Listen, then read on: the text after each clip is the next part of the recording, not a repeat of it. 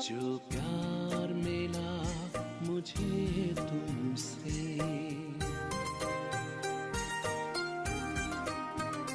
जो प्यार मिला मुझे तुमसे, वर्णन करूं मैं कैसे मुख से। जो प्यार मिला मुझे तुमसे, वर्णन करूं मैं कैसे मुख से। ये दिल जानता है बाबा, दिखता है जो नैनों के नूर से। जो प्यार मिला मुझे तुमसे,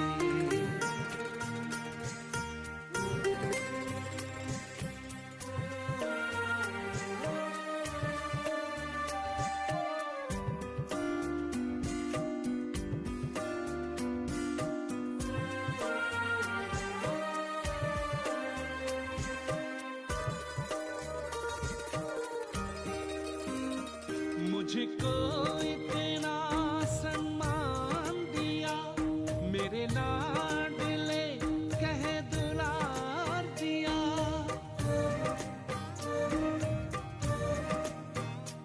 मुझको इतना सम्मान दिया, मेरे लाडले कह दुलार दिया। मेरे इन भूलों को माफ किया और दिव्य गुणों से श्रृंगार किया। सांसों में समाए हो बाबा, भूल सकते नहीं तुम्हें भूल से। जो प्यार मिला मुझे तुमसे,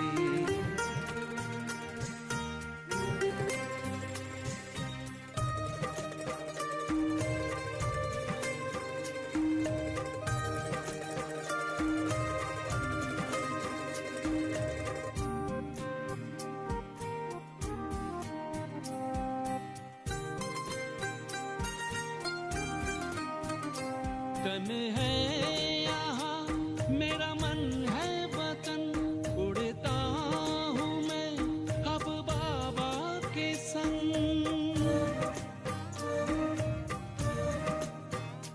तन है यहाँ मेरा मन है वतन, उड़ता हूँ मैं अब बाबा के संग। प्रभु प्रेम की इन किरणों से गद गद हो रहा है अंग अंग। अब पैर जमीन पे नहीं रहते, जब छूटा माया के चंगुल से। जो प्यार मिला मुझे तुमसे, वर्णन करूं मैं कैसे मुख से। ये दिल जानता है बाबा, दिखता है जो नैनों के नूर से। जो प्यार मिला मुझे तुमसे,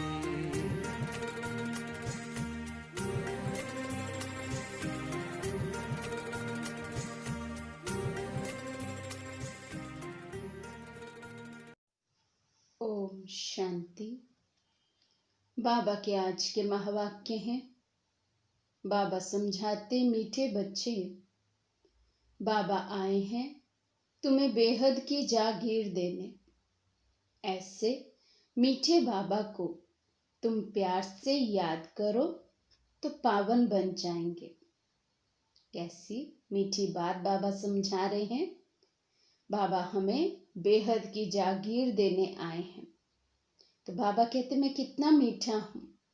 ऐसी जागीर कोई माँ बाप अपने बच्चों को दे नहीं सकते हैं। बाबा कहते हैं एक ही युक्ति है पावन बनने की, कि सिर्फ मुझ बाप को याद करो। प्रश्न है, विनाश का समय कितना नजदीक आता जाएगा, उसकी निशानियां क्या होंगी। विनाश का समय जितना नजदीक आता जाएगा उसकी निशानियां क्या होंगी।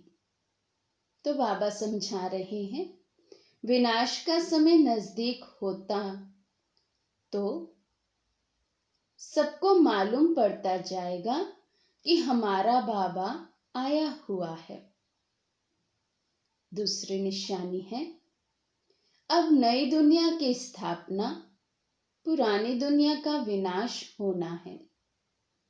बहुतों को साक्षात्कार भी होंगे। तीसरी निशानी, सन्यासियों, राजाओं आदि को ज्ञान मिलेगा। चौथी निशानी है, जब सुनेंगे कि बेहद का बाप आया है, वही सद्गति देने वाला है, तो बहुत आएंगे। पांचवी निशानी है, अखबारों द्वारा अनेकों को संदेश मिलेगा। और छठी निशानी है, तुम बच्चे आत्म अभिमानी बनते जाएंगे। एक बाप की ही याद में अति इंद्रिय सुख में रहेंगे। तो ये 6 निशानियां आज बाबा बता रहे हैं कि जैसे जैसे समय नजदीक आता जाएगा, अर्थात ये विनाश वेला नजदीक आती जाएगी, महान परिवर्तन का समय नजदीक आता जाएगा, तो बाबा कहते विश्व में ये 6 उसके साइंस, उसकी निशानियां हमें नजर आने लग जाएंगे, जिसमें बाबा ने बताया कि सभी आत्माओं को ये महसूसता आएगी, उन्हें पता चल जाएगा, मालूम चल जाएगा कि हमारा बाबा आया हुआ है।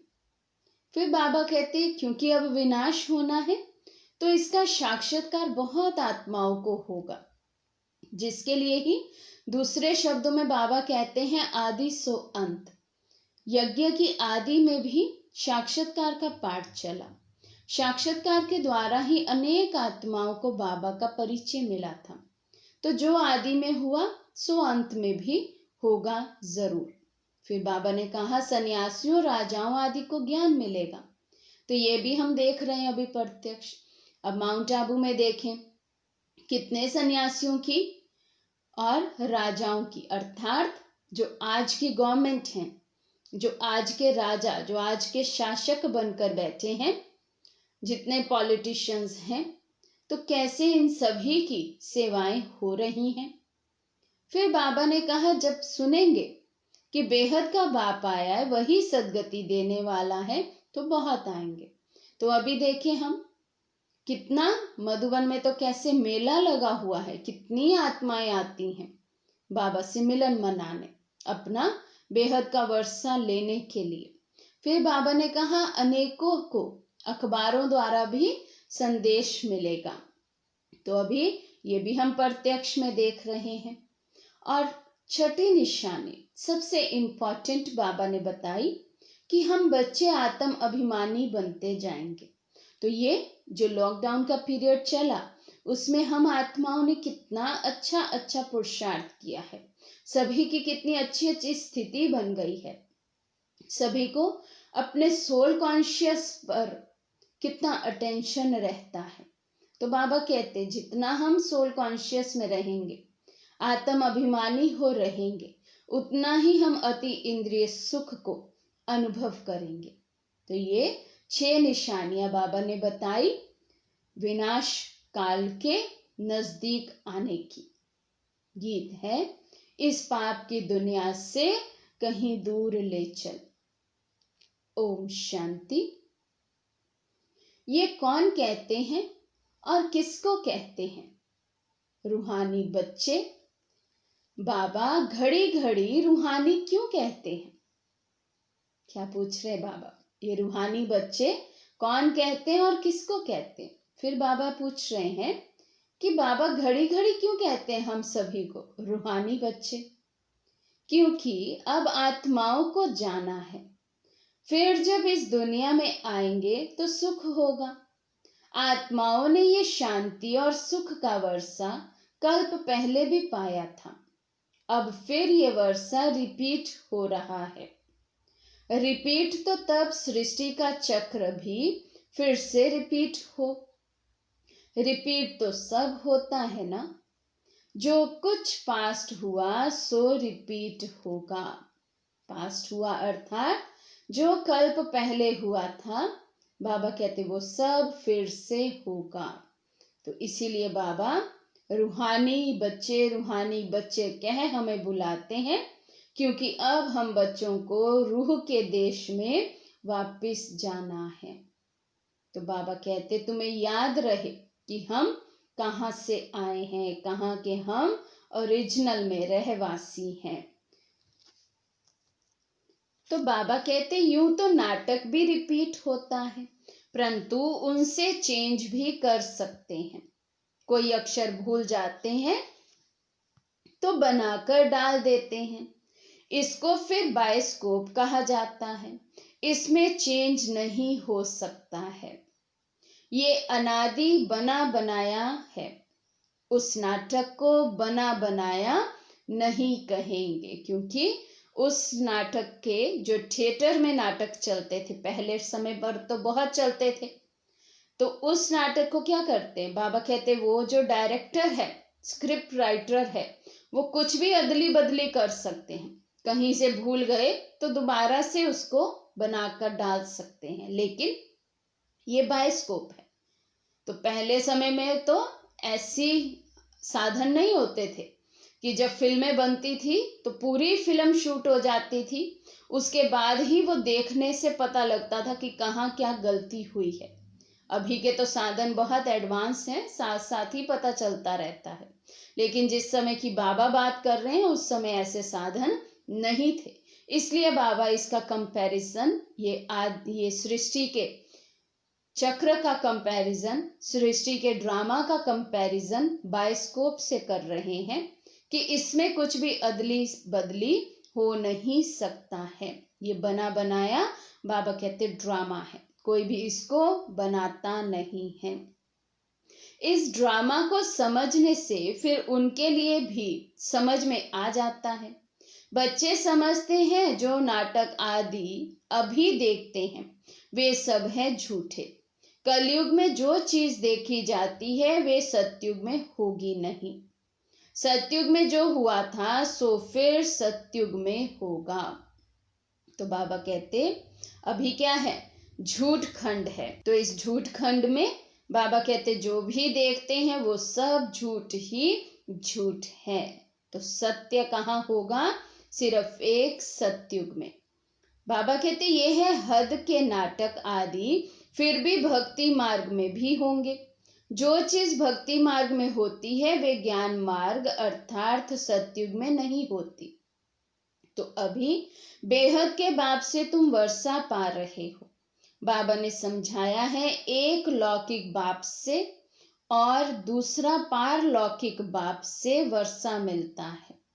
बाकी जो अलौकिक बाप है उनसे वर्षा नहीं मिलता है। वर्षा कहाँ से मिलता है, बाबा कहते एक लौकिक बाप से, एक पारलौकिक बाप अर्थात शिव बाबा से। बाकी अलौकिक बाप प्रजापिता ब्रह्मा से बाबा कहते कुछ भी वर्षा नहीं मिलता है। ये खुद उनसे वर्षा पाते हैं। ये जो नई दुनिया की प्रॉपर्टी है ये बेहद का बाप ही देते हैं। सिर्फ इन द्वारा इनसे एडॉप्ट करते हैं, इसलिए इनको बाप कहते हैं। भक्ति मार्ग में भी लौकिक और पारलौकिक दोनों याद आते हैं। ये अलौकिक नहीं याद आता, क्योंकि इनसे कोई वर्षा मिलता ही नहीं है। बाप अक्षर तो बरोबर है, परंतु ये ब्रह्मा भी रचना है ना। रचना को रचता से वर्षा मिलता है। भले शिव बाबा कहते कि ब्रह्मा के साथ बाप अक्षर जोड़ा है, लेकिन ये बाप ना तो लौकिक है ना ही पारलौकिक जिनसे कि वर्षा मिले।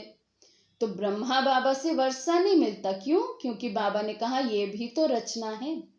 तो रचना को रचता से ही वर्षा मिलता।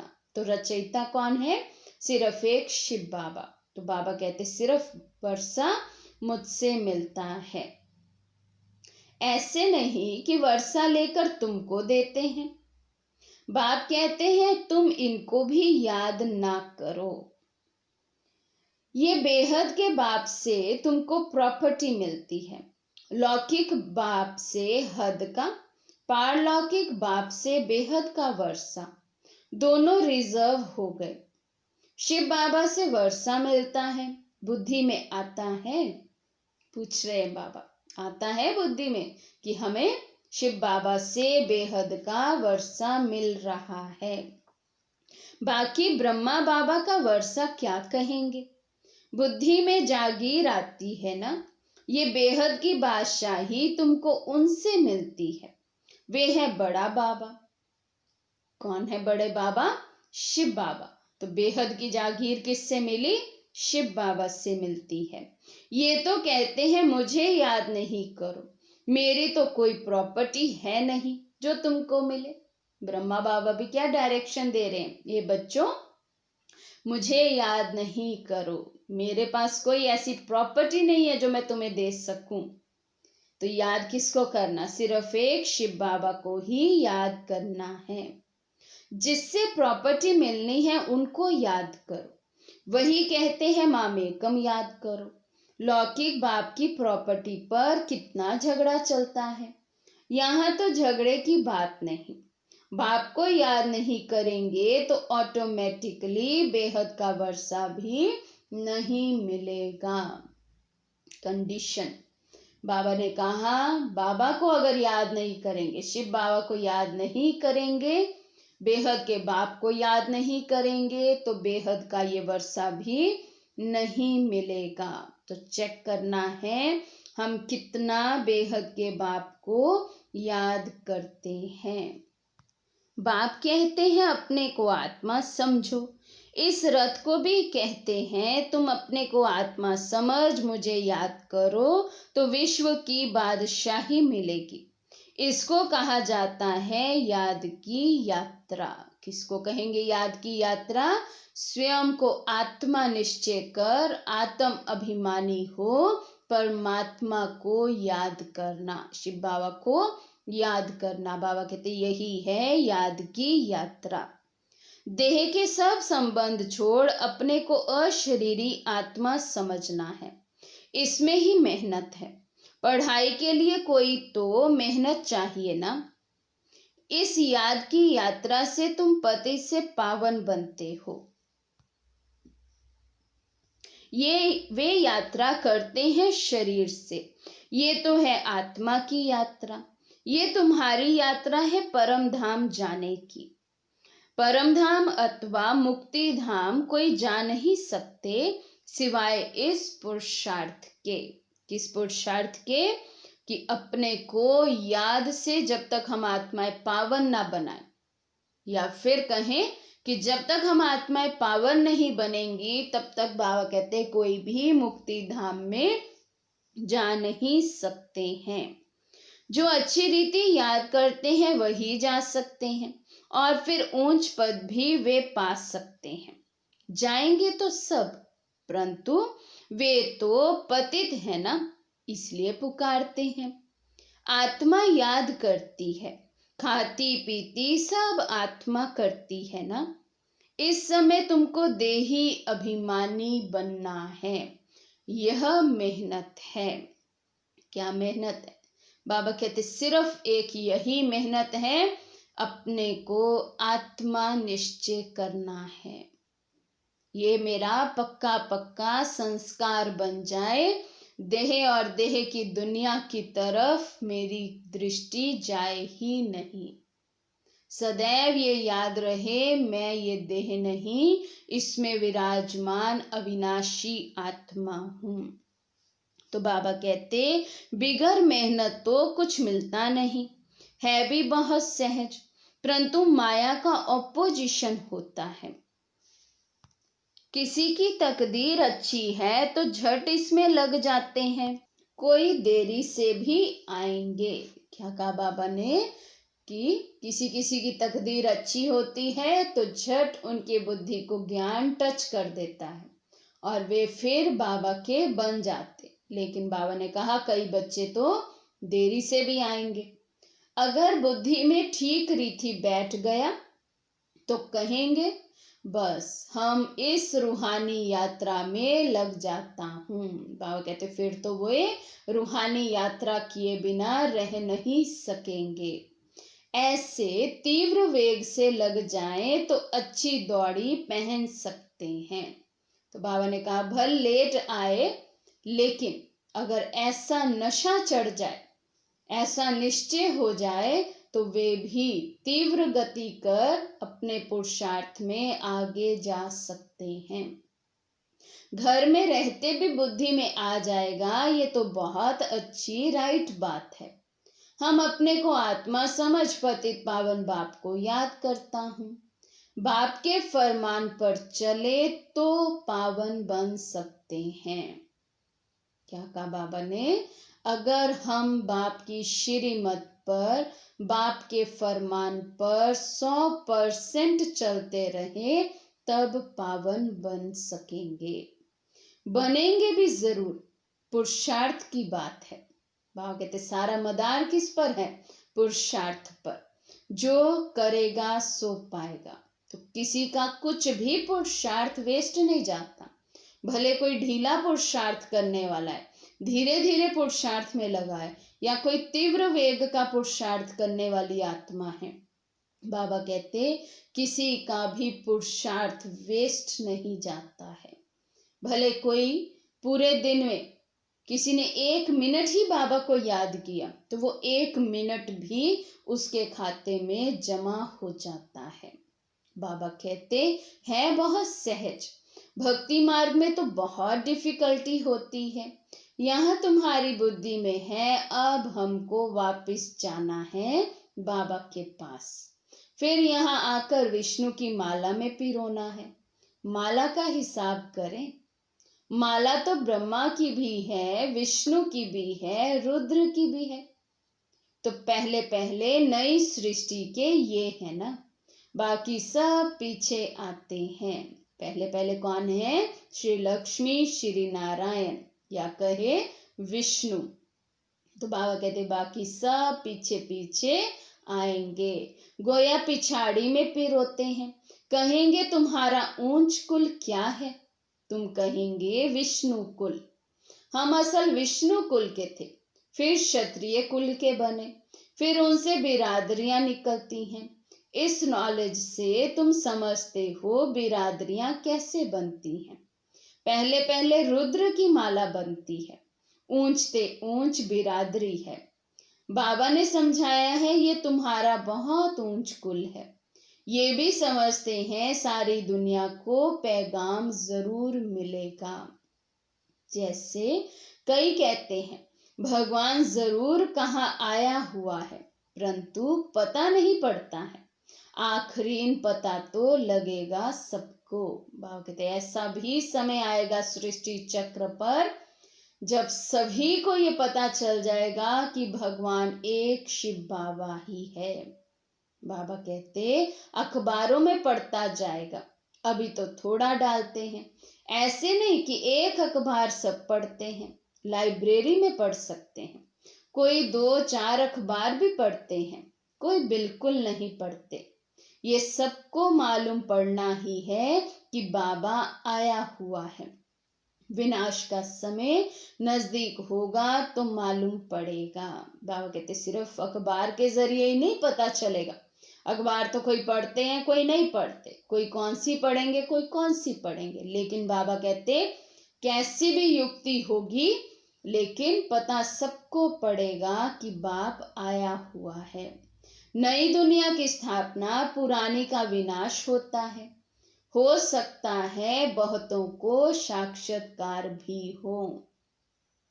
तुम्हें सन्यासियों, राजाओं आदि को ज्ञान देना है, बहुतों को पैगाम मिलना है। जब सुनेंगे बेहद का बाबा आया है, वही सदगति देने वाला है, तो बहुत आएंगे। अभी अखबार में इतना दिल पसंद कायदे मुजीब निकला नहीं है। कोई निकल पड़ेंगे, पूछताछ करेंगे। बच्चे समझते हैं हम श्रीमत पर सत्युग की स्थापना कर रहे हैं, तुम्हारी ये नई मिशन है। तुम हो ईश्वरीय मिशन के ईश्वरीय भांति, जैसे क्रिश्चियन मिशन के क्रिश्चियन भांति बन जाते हैं।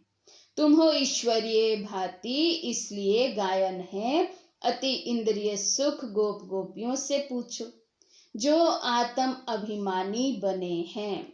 तो किनको कहा बाबा ने? गोप गोपियां, जो बाबा कहते आत्म अभिमानी बने हैं, वही गोप गोपी कहलाने वाली आत्माएं हैं, वही अतीन्द्रिय सुख में रहने वाली आत्माएं हैं, उन्हीं का गायन है। एक बाप को याद करना है, दूसरा ना कोई। तो बाबा कितना हम बच्चों को ये पक्का कराते हैं कि बाप ही हमारा संसार होना चाहिए, बस एक बाप, दूसरा ना कोई। ये बात पक्की करनी है। ये राजयोग एक बाप ही सिखलाते हैं, वही गीता का भगवान है। सबको यही बाप का निमंत्रण व पैगाम देना है। बाकी सब बातें हैं ज्ञान श्रृंगार। ये चित्र सब है ज्ञान का श्रृंगार, ना कि भक्ति का। ये बाप ने बैठ बनवाए हैं मनुष्यों को समझाने के लिए। ये चित्र आदि तो प्राय लोप हो जाएंगे, बाकी ये ज्ञान आत्मा में रह जाता है। बाप को भी ये ज्ञान है, ड्रामा में नूंद है। बाबा कहते हैं सब चित्र आदि भी सब लोप हो जाएगा, सब खत्म हो जाएगा, लेकिन क्या रह जाएगा? आत्मा में ये जो ज्ञान के संस्कार भर जाएंगे, ज्ञान सुनने सुनाने के संस्कार, ज्ञान से हमारे जीवन में जो धारणाएं आई हैं वो संस्कार रह जाएंगे, और उन्हीं संस्कारों के अनुसार फिर हम अगले कल्प में नए पाठ में आएंगे। तो बाबा कहते, तुम अभी भक्ति मार्ग पास कर ज्ञान मार्ग में आए हो। तुम जानते हो हमारी आत्मा में ये पाठ है जो चल रहा है। नूंद थी जो फिर से हम राजयोग सीख रहे हैं बाप से। कितनी वंडरफुल बात है। बाबा कहते ड्रामा की ये कितनी सुंदर नूंद है कि हम बच्चे फिर से 5000 वर्ष के बाद आकर बाबा से ये राजयोग सीख रहे हैं। बाप को ही आकर ये नॉलेज देनी थी। आत्मा में नूंद है, वहां जाए पहुंचेंगे, फिर नई दुनिया का पाठ रिपीट होगा। आत्मा के सारे रिकॉर्ड को इस समय तुम समझ गए हो, शुरू से लेकर। बाबा कहते अभी सारा ज्ञान बुद्धि में है, आदि से लेकर अब तक सब कुछ समझ गए हैं। फिर ये सब बंद हो जाएंगे। हाँ, ये सब फिर ज्ञान की ये बातें सुनना सुनाना, बाबा से मिलन करना, ये सब बंद हो जाएगा। भक्ति मार्ग का पाठ भी बंद हो जाएगा। फिर जो तुम्हारी एक्ट सतयुग में चली होगी वही चलेगी। जो कल्प पहले सतयुग में जैसा जिसने पाठ बजाया है, जिस पदवी पर हम रहे हैं, बाबा कहते फिर से वही सब पाठ फिर से हम बजाएंगे। तो बाबा कहते क्या होगा ये बाप नहीं बताते हैं, जो कुछ हुआ होगा वही होगा। बाबा कहते ज्यादा इन बातों में भी जाने की दरकार नहीं है कि क्या होगा, कैसे पाठ बजेगा, क्या वहां की दिनचर्या होगी, कैसे हम रहेंगे, कैसा वहां का जीवन होगा। बाबा कहते ये भी क्या है, कहीं कहीं व्यर्थ में जाना है। हर बात के सार स्वरूप बनो, विस्तार में नहीं जाना है। बाबा कहते क्या होगा, जो पहले हुआ होगा वही फिर से होगा, रिपीट ही तो होना है। तो समझा जाता है सतयुग है नई दुनिया, जरूर वहां सब कुछ नया, सतो प्रधान और सस्ता होगा। जो कुछ कल्प पहले हुआ था वही होगा। देखते भी हैं इन लक्ष्मी नारायण को कितने सुख हैं।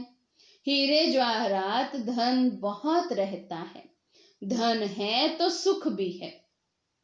यहाँ तुम भेंट कर सकते हो, वहां नहीं कर सकेंगे, क्योंकि यहाँ अर्थात संगम युग पर हम तीनों लोकों को जानते हैं, या कहें तीनों कालों को भी जानते हैं। तो आदि मध्य अंत, इस सृष्टि ड्रामा को अब हम जानते हैं। तो बाबा कहते यहां तुम भेंट कर सकते हो, यहां तुम कंपैरिजन कर सकते हो कि सतयुग कैसा होगा, कलयुग कैसा था, फिर अभी संगम युग कैसा है, फिर सतयुग कैसा होगा। लेकिन बाबा कहते जब सतयुग में चले जाएंगे तो ये कुछ भी याद नहीं रहेगा, इसलिए वहां बाबा कहते तुम भेंट नहीं कर सकते। तो बाबा कहते यहाँ की बातें वहां सब भूल जाएंगे। ये है नई बातें जो बाप ही बच्चों को समझाते हैं। आत्माओं को वहां जाना है जहां कारोबार सारी बंद हो जाती है, हिसाब किताब चुकतू होता है, रिकॉर्ड पूरा होता है। एक ही रिकॉर्ड बहुत बड़ा है। कहेंगे फिर आत्मा भी इतनी बड़ी होनी चाहिए, परंतु नहीं, इतनी छोटी आत्मा में 84 जन्मों का पाठ है। आत्मा भी अविनाशी है, इनके फिर वंडर ही कहेंगे। ऐसे आश्चर्यवत चीज और कोई हो ना सके। बाबा के लिए तो कहते हैं सतयुग त्रेता के समय विश्राम में रहते हैं, हम तो ऑलराउंड पाठ बजाते हैं, सबसे जास्ती हमारा पाठ है। तो बाप वर्षा भी ऊंच देते हैं, कहते हैं 84 जन्म भी तुम ही लेते हो। हमारा तो पाठ फिर ऐसा है जो और कोई बजा ना सके। वंडरफुल बातें हैं ना। तो बाबा कहते कितना वंडर है कि तुम ही 84 जन्मों का पाठ बजाते हो, इसलिए बाबा ऊंच से ऊंच वर्षा भी हम बच्चों को ही देते।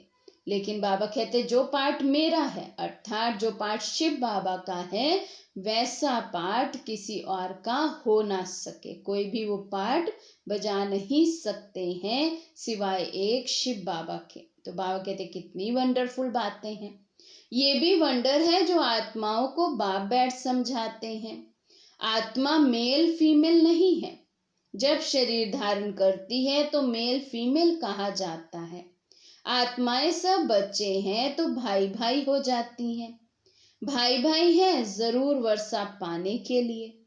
आत्मा बाप का बच्चा है ना, वर्षा लेते हैं तो बाप से इसलिए मेल ही कहेंगे, क्योंकि पहले समय पर तो सिर्फ मेल जो बच्चा होता था वही बाप के वर्षे का अधिकारी होता था। तो उस रीति बाबा कहते देखें या कहें तो आत्मा मेल स्वरूप है, क्योंकि बाप से वर्षे का अधिकार प्राप्त करती है। लेकिन ओरिजिनल में बाबा कहते आत्मा तो निराकार है, ना मेल है ना फीमेल है। शरीर मेल या फीमेल का धारण करती है। सब आत्माओं का हक है बाप से वर्षा लेने का। उसके लिए बाप को या करना है, अपने को आत्मा समझना है। हम सब ब्रदर्स हैं। आत्मा आत्मा ही है, वे कभी बदलती नहीं है। बाकी शरीर कभी मेल का कभी फीमेल का लेती है।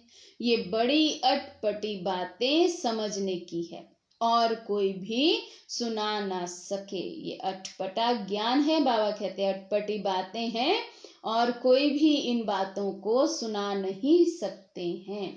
बाप से या तो तुम बच्चों से ही सुन सकते हैं। बाप तो तुम बच्चों से ही बात करते हैं। आगे तो सबसे मिलते थे, सबसे बात करते थे। अभी करते करते आखिरी तो कोई से बात ही नहीं करेंगे। सन शोज फादर है ना। आखिर में क्या होगा? बाबा कहते आखिर में तुम बच्चों को ही बाप को प्रत्यक्ष करना होगा, बच्चों को ही पढ़ाना है। बाप पढ़ाने का सिस्टम बंद कर देंगे। और किन्हें पढ़ाना पड़ेगा? जो हम बच्चों ने बाप से पढ़ा है वही फिर हमें औरों को पढ़ाना होगा। बाबा कहते तुम बच्चे ही बहुतों की सर्विस कर ले आते हो। बाबा समझते हैं ये बहुतों को आप समान बना कर ले आते हैं।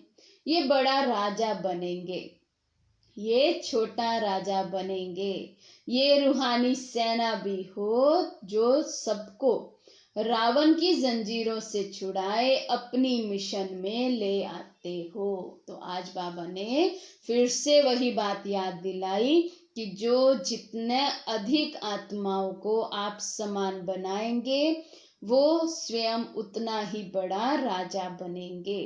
तो बाबा कहते जितनी जो सर्विस करते हैं उतना फल मिलता है। जिसने जास्ती भक्ति की है वही जास्ती होशियार हो जाते हैं और वर्षा ले लेते हैं।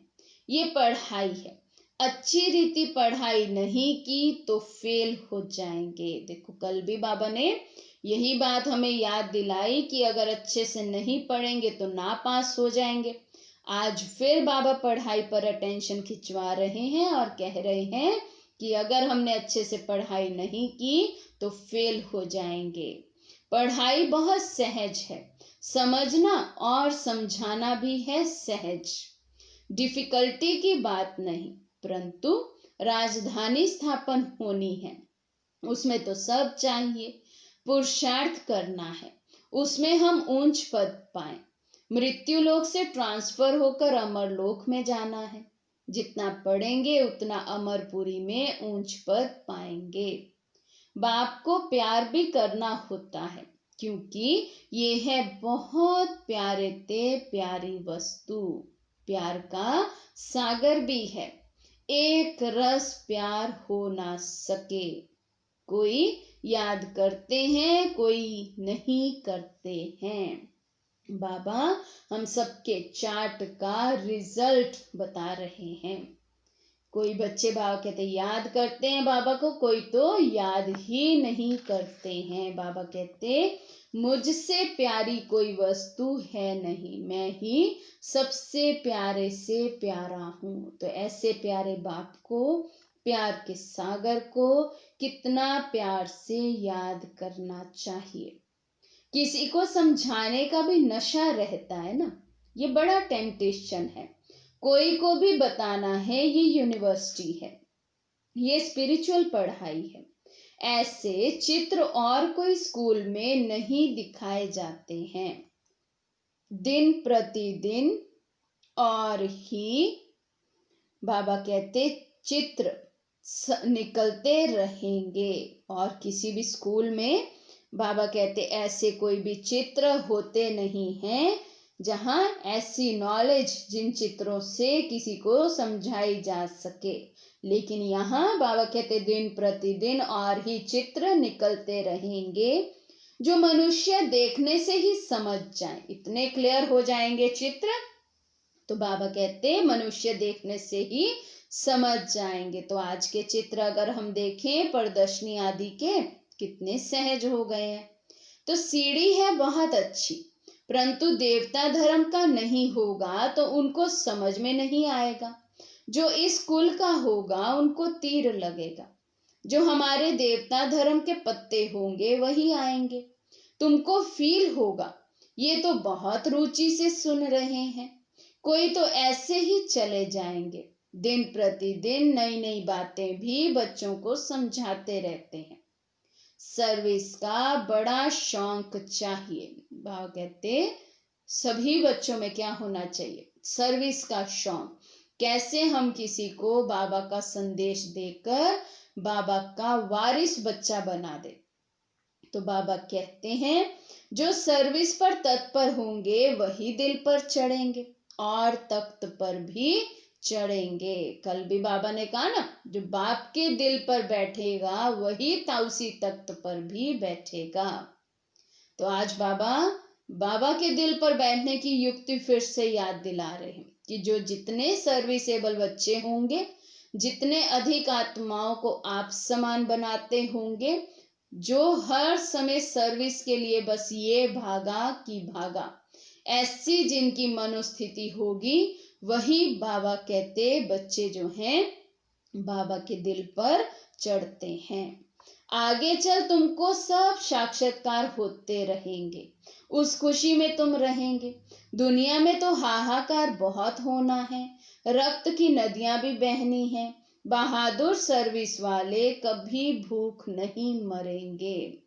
बाबा गारंटी कर रहे हैं, याद दिला रहे हैं बाबा अपनी गारंटी। जिन्होंने यज्ञ सेवा की होगी, समय पर यज्ञ में सहयोग दिया होगा, जो सर्विसेबल होंगे, बाबा कहते उन बच्चों की संपूर्ण गारंटी मेरी है, संपूर्ण जिम्मेवारी मेरी है। वो बच्चे कभी भी भूख नहीं मरेंगे। परंतु यहाँ तो तुमको वनवास में रहना है, सुख भी वहां मिलेगा। कन्या को तो वनवाह में बिठाते हैं ना, ससुर घर जाकर खूब पहनना। तुम भी ससुर घर जाते हो तो वे नशा रहता है, वे है ही सुख धाम। भाव कहते सतयुग क्या है? हम आत्माओं का जैसे कि ससुर घर है। तो यहाँ जितना सिंपल रहेंगे, बाबा कहते उतना ही वहां सजे सजाए हुए रहेंगे। अच्छा, मीठे मीठे सिक्के लदे बच्चों प्रति माता पिता बाप दादा का याद प्यार और गुड मॉर्निंग। रूहानी बाप की रूहानी बच्चों को नमस्ते। हम रूहानी बच्चों की रूहानी बाप दादा को दिलवा जान शिकवा प्रेम से नमस्ते नमस्ते नमस्ते जी।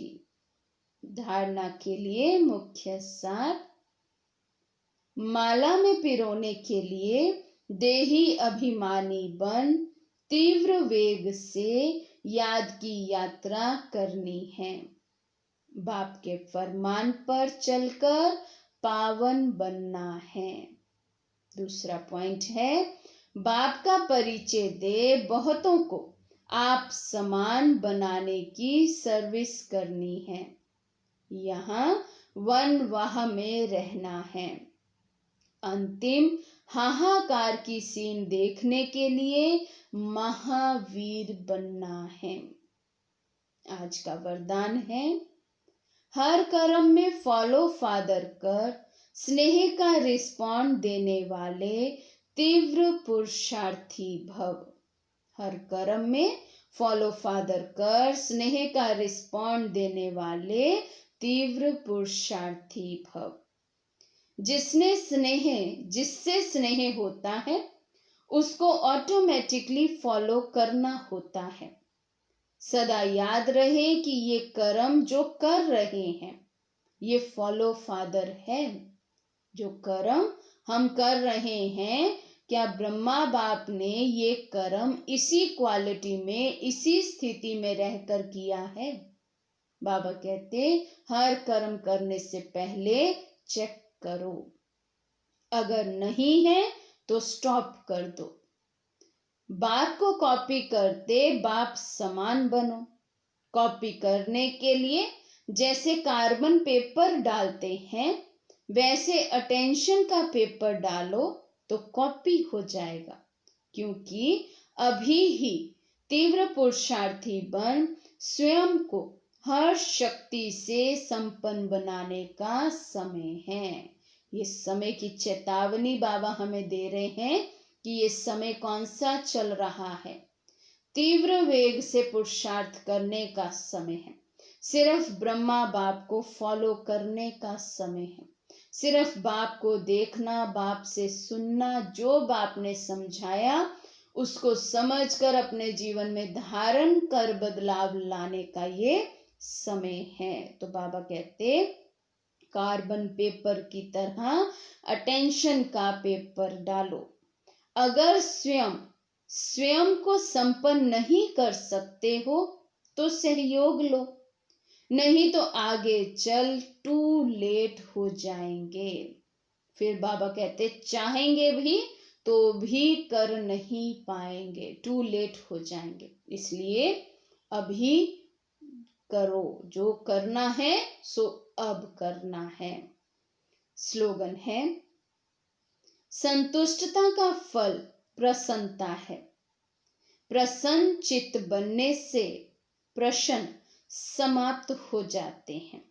संतुष्टता का फल प्रसन्नता है। जो आत्मा संतुष्ट मनी है, जो संतुष्ट रहते, संतुष्ट कौन रहेगा? सबसे बड़ी बात है, संतुष्ट कौन रह सकता है? जो आत्मा अंदर से भरपूर है, जिसने शिव बाबा से लेकर स्वयं को बहुत भरपूर किया हुआ है, जिसके पास सर्व खजाने, सर्व शक्तियों का स्टॉक जमा है। बाबा कहते वही आत्मा संतुष्ट रह सकती है, और जो आत्मा संतुष्ट है वही प्रसन्न रह सकती है। और जो आत्मा प्रसन्न रहती है उसकी सबसे बड़ी निशानी है कि वो प्रश्नों से पार होगी। उनके अंदर के सारे प्रश्न क्या, क्यों, कैसा के खत्म हो गए होंगे। तो इसलिए हम चेक करें कितने संतुष्ट मनी हम बने हैं। अच्छा, ओम शांति।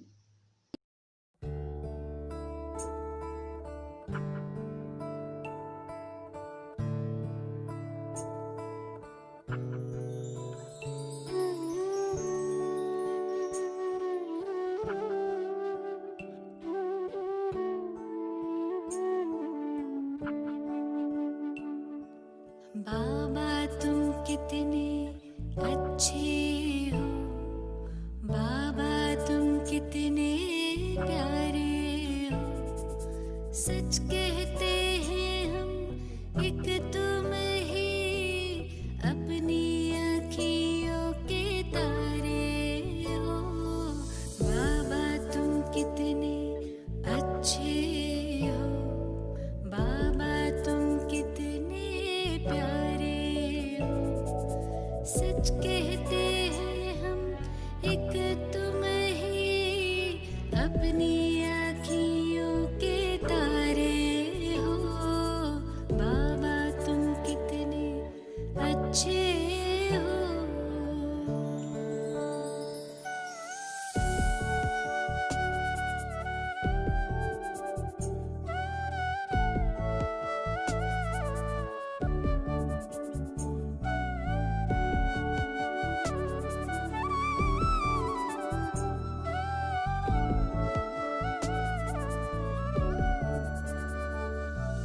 दिल तख्त पे हमें बिठाया है, मस्तक मणि बनाया है। गुण ज्ञान खजाने दे करके हमें सबसे धनी बनाया है। रत्नों की थालियां भर भर के आंचल भर दिए हमारे हो। बाबा तुम कितने अच्छे हो।